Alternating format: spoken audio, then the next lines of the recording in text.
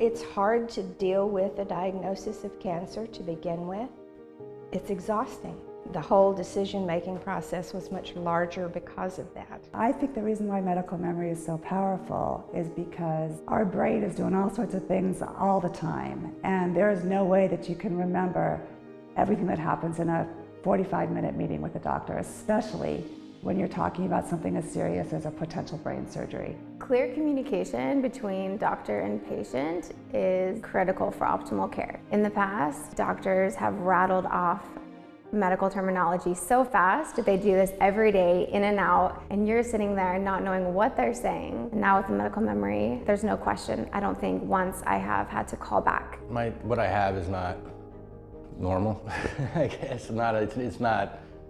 There's not a lot of information out there on it. It was nice to be able to capture it and be able to share it with others.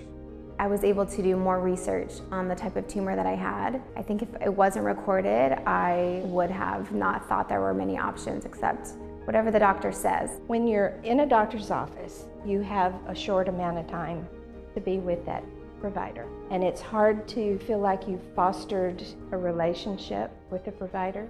With the medical memory, it builds that relationship because you're able to put everything else aside and just listen and watch. I tend to be someone who just handles everything on my own.